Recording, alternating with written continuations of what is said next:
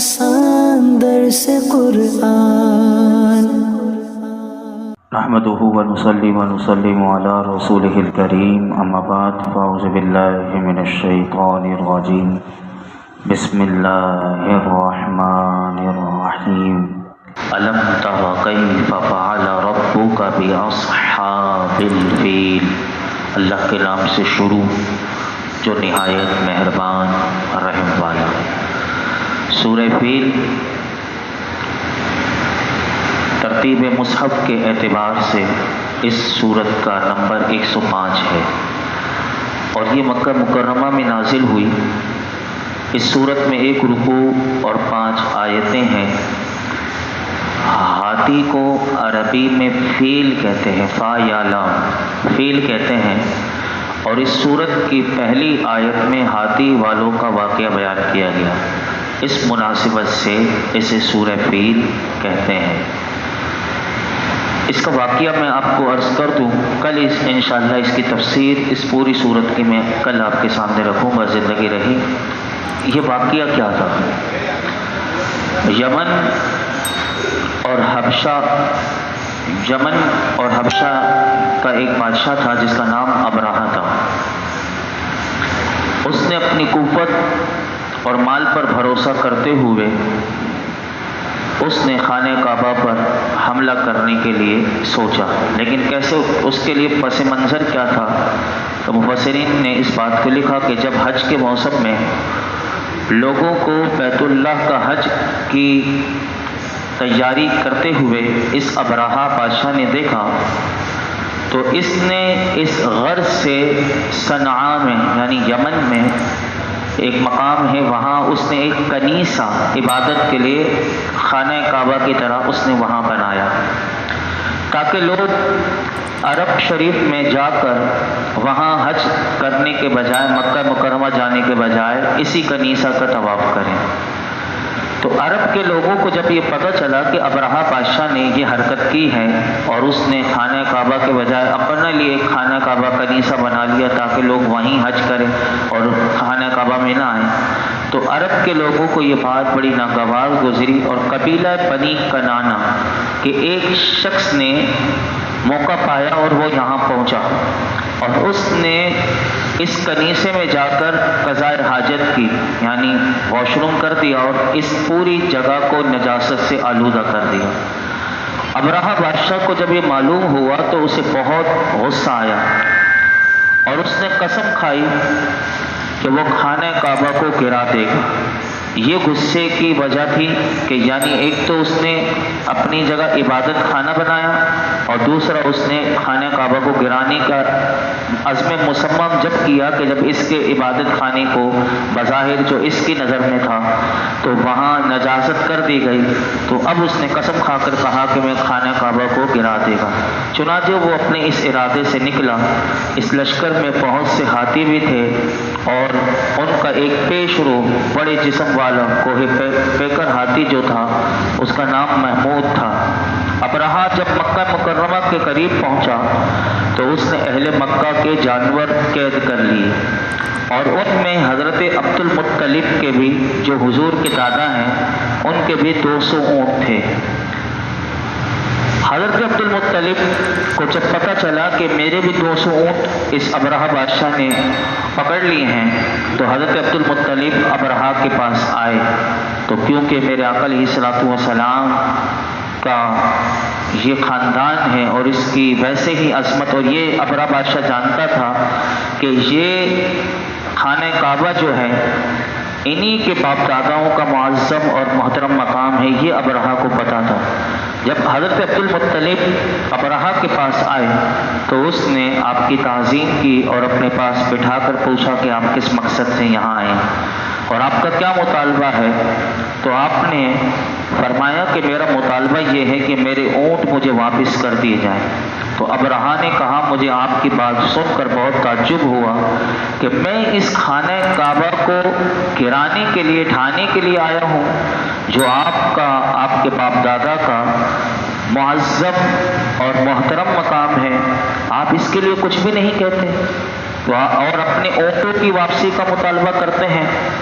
تو آپ نے فرمایا کہ میں اونٹوں کا ہی مالک ہوں، اسی لیے انہی کے بارے میں کہتا ہوں، اور کعبے کا جو مالک ہے وہ خود اس کی حفاظت فرمائے گا۔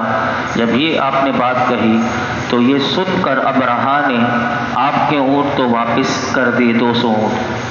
حضرت عبد المطلب نے اپنے اونٹ لے کر جب آپ واپس آئے تو قریش کو صورتحال سے آگاہ کیا اور انہیں مشورہ دیا کہ وہ پہاڑیوں کی گھاٹیوں میں اور چوٹیوں میں پناہ گزین ہو جائیں۔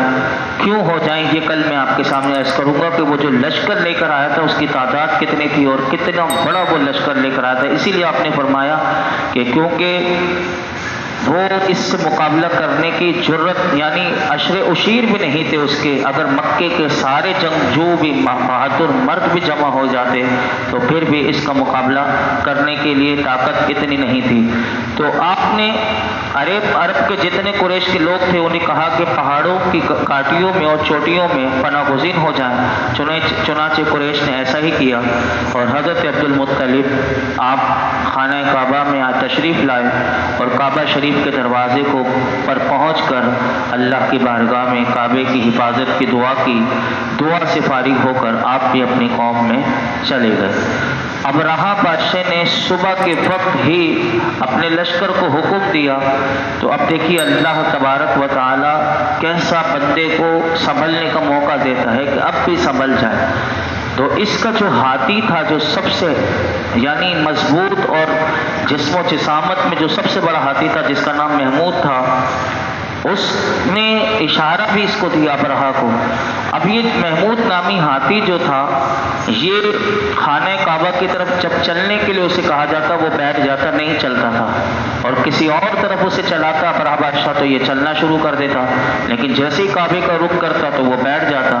اللہ تعالیٰ نے جب یہ نہیں مانا ابرہہ تو اللہ تعالیٰ نے ابرہہ کے لشکر پر سمندر کی جانب سے پرندوں کی فوجیں بھیجی اور ان میں سے ہر پرندے کے پاس 3 کنکریاں تھیں، دونوں پاؤں میں ایک اور ایک چونچ میں تھی، اور وہ پرندے آئے اور کنکر کے پتھروں سے انہیں مارنے لگے۔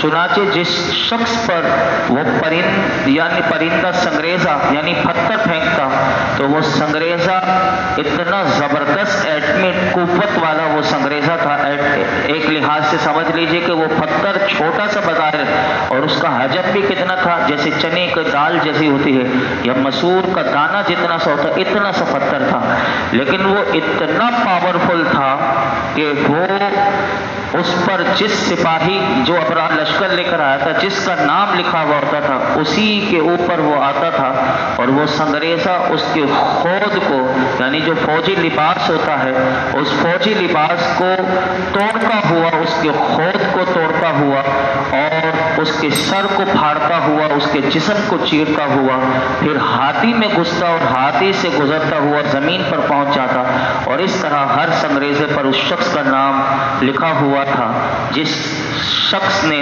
اس سنگریزے سے ہلاک ہونا تھا۔ اسی طرح پرندوں نے ابرہہ کے لشکریوں کو جانوروں کے خائب ہوئے بھوسے کی طرح کر دیا۔